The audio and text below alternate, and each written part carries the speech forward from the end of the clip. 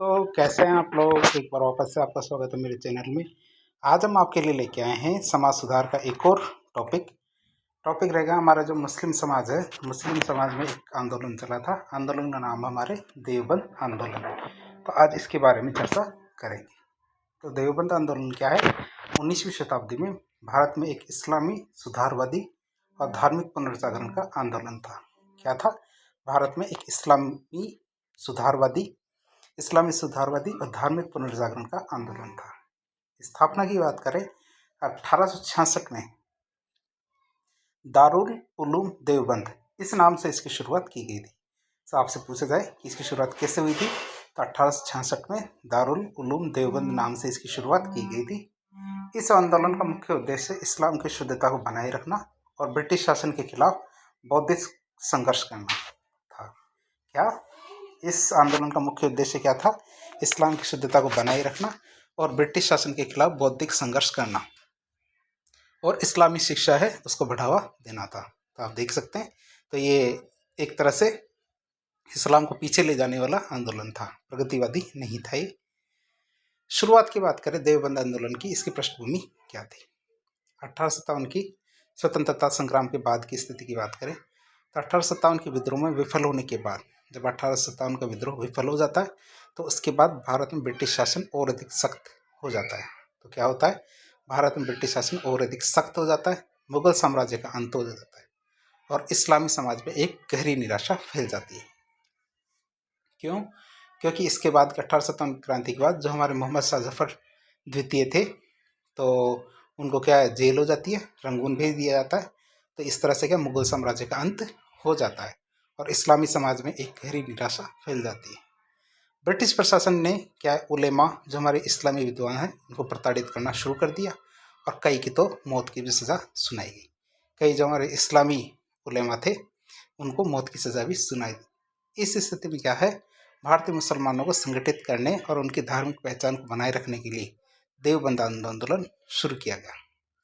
जो हमारे भारतीय मुसलमान थे इनको संगठित करने और उनकी धार्मिक पहचान को बनाए रखने के लिए देवबंद आंदोलन शुरू किया गया। अब बात करें हमारे इसके अंतर्गत दूसरा कारण था हमारा इस्लामी शिक्षाओं की रक्षा करना। अंग्रेजों ने क्या किया, पारंपरिक मदरसे थे उनकी शिक्षा प्रणाली को कमज़ोर करने की कोशिश की। जो हमारे पारंपरिक शिक्षा प्रणाली थी किसकी, मदरसों के अंदर, तो अंग्रेजों ने क्या किया, वहाँ पे हमारी जो पाश्चात्य शिक्षा है उसका प्रवेश कराना शुरू कर दिया। अर्थात जो पारंपरिक जो शिक्षा प्रणाली थी उसको कमज़ोर करके पाश्चात्यकरण करना उनका शुरू कर दिया। इस्लामी समाज में शिक्षा के पुनरुद्धार और इस्लाम के शुद्ध रूप की रक्षा के लिए दारुल उलूम देवबंद जो हमारा आंदोलन था इसकी शुरुआत की जाती है। अब स्थापना की बात करें, देवबंद आंदोलन की स्थापना की तो इसकी स्थापना 30 मई 1866 में की गई। कहाँ पे? उत्तर प्रदेश में, भारत के उत्तर प्रदेश में देवबंद नाम की जगह, वहाँ से। अब संस्थापक की बात करें किसने इसकी स्थापना की, तो ये कुछ खास व्यक्ति थे। कौन कौन? मौलाना कासिम ननोतवी और मौलाना रशीद अहमद गंगोही। तो मौलाना कासिम ननोतवी तो हमारे 1832 से 1880 तक रहे और मौलाना रशीद अहमद गंगोही 1829 से 1905 तक रहे। फिर हाजी आबिद हुसैन और मौलाना याकूब ननोतवी तो दारुल उलूम के पहले प्रिंसिपल रहे। कौन? ये हमारे मौलाना याकूब ननोतवी, ये हमारे दारुल उलूम थे। तो इसके पहले प्रिंसिपल या प्रधानाचार्य बने थे। दारुल उलूम में क्या है, ऐसी शिक्षण संस्थाओं की स्थापना की जा रही थी। देवबंद स्कूलों की क्या है स्थापना की जा रही थी, जहाँ पे हमारी जो पाश्चात्य जो इस्लामी शिक्षाएं हैं वो दी जा रही थी, वही जहाँ पे ये वाली शिक्षाएं देनी थी। यह आंदोलन के दारुल उलूम देवबंद नामक इस्लामी शिक्षण संस्थान के माध्यम से शुरू किया गया था। मतलब इस्लामी शिक्षाएं प्रसारित करने के लिए दारुल उलूम देवबंद नाम की जो शिक्षण संस्थाएं थी उनके माध्यम से इसको शुरू किया गया ताकि अच्छे धार्मिक शिक्षक तैयार किए जा सके। भाई इसमें ये पहले तो टीचरों की संख्या होनी चाहिए, मतलब पहले टीचरों को सिखाया जाएगा कि उनको क्या सिखाना है। तो पहले जो धार्मिक शिक्षक हैं उनको तैयार किया गया और फिर उनको जो स्कूलें हैं दारुल उलूम देवबंद स्कूलें उसमें लगाया गया।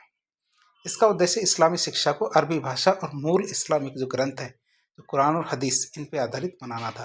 क्या करना था कि जो हमारी इस्लामी शिक्षा है तो इस्लामी शिक्षा को अरबी भाषा और जो मूल इस्लामी ग्रंथ है, तो 2 ग्रंथ कौन कौन से, कुरान और हदीस। ये कुरान नहीं, कुरान है। कुरान और हदीस, इन पे आधारित बनाना था। और जो अंग्रेजी की शिक्षा प्रणाली है, इससे अलग, अंग्रेजी की शिक्षा प्रणाली से अलग एक स्वतंत्र इस्लामी शिक्षा प्रणाली विकसित करनी थी। अब बात करेंगे देवबंद आंदोलन के मुख्य उद्देश्य क्या थे। मुख्य उद्देश्यों की बात करें तो उनका एक उद्देश्य था इस्लामी शिक्षा का पुनरुद्धार करना। क्या, इस्लामी शिक्षा का पुनरुद्धार मतलब इस्लाम के मूल सिद्धांतों पर आधारित शिक्षा को बढ़ावा देना और इसे आधुनिक शिक्षा से बचाना।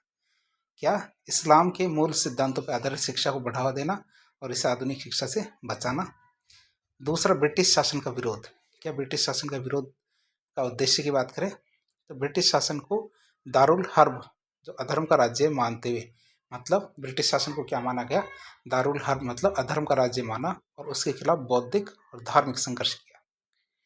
फिर सूफीवाद और बिदअत का विरोध। बिदअत होता है, सूफीवाद और बिदअत का विरोध की बात करें, बिदअत का मतलब होता है नवाचार, जो आधुनिकीकरण वैज्ञानिकवाद आया था, इसको हम कहते थे बिदअत। इस्लाम भाषा में क्या बोलते हैं, इसको बिदअत कहते हैं। तो इस्लाम में जो नवाचार आए हुए हैं, बिदअत और मजार पूजा जैसी प्रथाएं, उनका विरोध करना। फिर मुसलमानों में सामाजिक और राजनीतिक चेतना जगाना। क्या, मुसलमानों में सामाजिक और राजनीतिक चेतना जगाना। ब्रिटिश शासन के खिलाफ स्वतंत्रता संग्राम में भागीदारी और इस्लामी पहचान को मजबूत करना भी इसका उद्देश्य था। क्या, ब्रिटिश शासन के खिलाफ स्वतंत्रता संग्राम में भागीदारी और इस्लामी मजबूत पहचान को मजबूत करना। अब हम बात करेंगे देवबंद आंदोलन की प्रमुख विशेषताओं के बारे में कि देवबंद आंदोलन की प्रमुख विशेषताएं क्या क्या थी। पहली विशेषता आती है उनकी धार्मिक सुधार। तो इस्लाम की शुद्ध शिक्षा पर जोर दिया गया। क्या किया गया इसमें, इस्लाम की शुद्ध शिक्षा पर जोर दिया गया। केवल कुरान और हदीस को ही इस्लामी जीवन का आधार माना गया। क्या माना गया, कुरान और हदीस को ही इस्लामी जीवन का आधार माना गया। सूफीवाद और अन्य जितनी भी धार्मिक परंपराएं थी, उनका विरोध किया गया। किन किन का विरोध किया गया, सूफीवाद और अन्य जो धार्मिक परंपराएं थी, इन सब का विरोध किया गया। शिक्षा प्रणाली की बात करें तो देवबंद में स्थापित दारुल उलूम देवबंद को इस्लामी शिक्षा का केंद्र बनाया गया। क्या, देवबंद में जो स्थापित दारुल उलूम देवबंद था, इसको इस्लामी शिक्षा का केंद्र बनाया गया। और इसमें क्या करते थे, इसमें प्राचीन अरबी और फारसी ग्रंथों के साथ साथ, क्या, प्राचीन अरबी और फारसी ग्रंथों के साथ साथ कुरान और हदीस की गहन शिक्षा दी जाती थी। क्या किया जाता था, कुरान और हदीस की गहन शिक्षा इन संस्थानों में दी जाती थी। छात्र क्या, देवबंद से शिक्षा प्राप्त करके भारत और अन्य देशों में इस्लामी शिक्षण संस्थान खोलते थे। देवबंद पे एक तरह से यहाँ टीचर ट्रेनिंग की जाती थी, देवबंद नाम की जगह पे। फिर जो छात्र यहाँ से शिक्षा ले लेते थे, फिर वो देश के और दुनिया के अलग अलग हिस्सों में जाते थे और वहाँ पे शिक्षण संस्थाएं खोलते थे इस्लामी, ताकि वहाँ पे शिक्षाएं दे सकें। अब बात करें ब्रिटिश शासन का विरोध, तो देवबंद आंदोलन ब्रिटिश सरकार का खुले तौर पर विरोध करता था। क्या करता था, ब्रिटिश सरकार का खुले तौर पर विरोध करता था। ब्रिटिश सरकार को तो दारुल हर्ब मानता था, कि मतलब इस्लाम विरोधी लोग। उलेमा ने मुसलमानों को ब्रिटिश सरकार के साथ सहयोग न करने की सलाह दी थी। क्या, उलेमा ने क्या कहा मुसलमानों को, कि वह ब्रिटिश सरकार के साथ कोई सहयोग ना करें। 1919 में खिलाफत आंदोलन और असहयोग आंदोलन में भाग लिया। 1919 में क्या किया, खिलाफत आंदोलन और असहयोग आंदोलन में भाग लिया।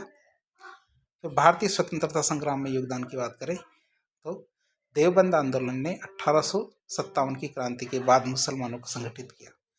क्यों, क्योंकि मुसलमान काफ़ी पिछड़ गए थे 1857 की क्रांति के बाद। तो देवबंद आंदोलन ने क्या किया, 1857 क्रांति के बाद मुसलमानों को संगठित किया। और 1920 में मौलाना महमूद हसन, जिनको शेखुल हिंदी के नाम से जाना जाता था, ध्यान रखना, मौलाना महमूद हसन, जिनको शेखुल हिंदी के नाम से जाना जाता था, उन्होंने रेशमी रुमाल आंदोलन मतलब सिल्क लेटर मूवमेंट चलाया था, जिसका उद्देश्य था अंग्रेजों के खिलाफ हथियार उठाना। तो रेशमी रुमाल षड्यंत्र, रेशमी रुमाल आंदोलन, बात एक ही है। तो इसमें क्या करना था, अंग्रेजों के खिलाफ हथियार उठाना था। कब, 1920 में। कांग्रेस का असहयोग आंदोलन था 1920-22 तक, उसमें भी हमारे देवबंद आंदोलन ने इसका समर्थन किया। देवबंद आंदोलन अलीगढ़ आंदोलन का विरोध करता था। ये आप याद रखेंगे कि देवबंद आंदोलन क्या करता था, अलीगढ़ आंदोलन चल रहा था सर सैयद अहमद खां का, तो उसका भी विरोध करता था। देवबंदी उलेमा ने 1947 में पाकिस्तान बनाने के विचार का भी विरोध किया और भारत में रहने का निर्णय किया। देवबंदी जो उलेमा थे, उन्होंने कहा कि हम पाकिस्तान का विरोध करते हैं, पाकिस्तान बनाने का, और यदि पाकिस्तान बनता है तो हम भारत के अंदर ही रहेंगे, पाकिस्तान में नहीं जाएंगे। बात करें देवबंद आंदोलन के कौन कौन से नेता थे और उनका क्या क्या योगदान था। पहले नेता है हमारे मौलाना कासिम ननोतवी। तो देवबंद आंदोलन के संस्थापकों में से एक है। उन्होंने दारुल उलूम देवबंद की स्थापना की और इस्लामी शिक्षा प्रणाली को पुनर्जीवित किया। फिर आता मौलाना रशीद अहमद गंगोही। तो देवबंद आंदोलन के प्रमुख नेता थे, ब्रिटिश शासन के खिलाफ बहुत ज़्यादा सक्रिय थे और इस्लामी शिक्षाओं की सुरक्षा देने में इन्होंने योगदान किया। फिर आता मौलाना महमूद हसन। तो इन्हें शेखुल हिंद या भारत का शेख कहा जाता था। उन्होंने ब्रिटिश सरकार के खिलाफ रेशमी रुमाल आंदोलन चलाया। उन्होंने देवबंद आंदोलन को राजनीतिक संस्था बनाया। क्या किया उन्होंने? देवबंद आंदोलन को राजनीतिक संस्था बनाया। आज़ादी में, स्वतंत्रता संग्राम में महात्मा गांधी के असहयोग आंदोलन का भी इसने समर्थन किया। इन्होंने मौलाना महमूद हसन ने। फिर आता मौलाना हुसैन अहमद मदनी। मौलाना हुसैन अहमद मदनी की बात करें तो देवबंद आंदोलन को आगे बढ़ाया और भारतीय स्वतंत्रता संग्राम में इन्होंने सक्रिय भूमिका निभाई। 1947 में पाकिस्तान बनाने का इन्होंने विरोध किया और भारत में मुसलमानों को रहने की सलाह दी कि मुसलमान भारत छोड़ के ना जाएं, भारत में रहें। अब बात करेंगे देवबंद आंदोलन का क्या प्रभाव रहा, कितना सक्रिय, कितना बेहतर था ये। पहला प्रभाव आता धार्मिक प्रभाव। इस्लामी शिक्षा के पुनरुद्धार में इसने महत्वपूर्ण योगदान दिया।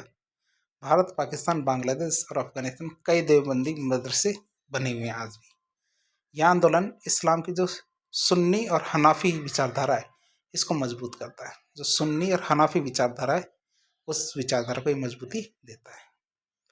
राजनीतिक प्रभाव की बात करें तो ब्रिटिश सरकार के खिलाफ स्वतंत्रता संग्राम में हिस्सा लिया।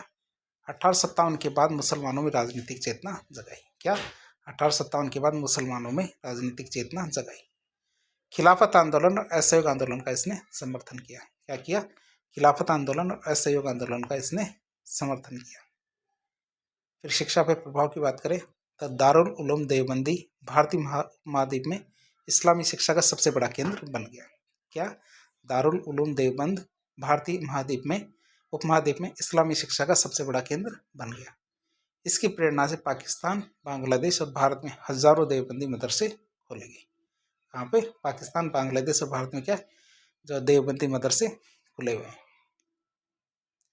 अब हम बात करें देवबंद आंदोलन की वर्तमान में क्या स्थिति चल रही है। दारुल उलूम देवबंद आज भी भारत का सबसे बड़ा इस्लामी शिक्षण संस्थान है।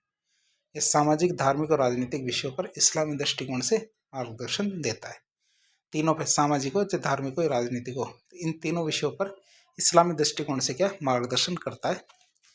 देवबंदी विचारधारा पाकिस्तान, बांग्लादेश, अफगानिस्तान और अन्य इस्लामी देशों में भी फैली हुई है। अफगानिस्तान में तालिबान आंदोलन को भी देवबंदी विचारधारा से ही प्रेरित माना जाता है। जो तालिबान है तो तालिबान विचारधारा है आंदोलन, उसमें भी ऐसा लगता है कि देवबंदी जो विचारधारा इससे प्रेरित माने जाते हैं।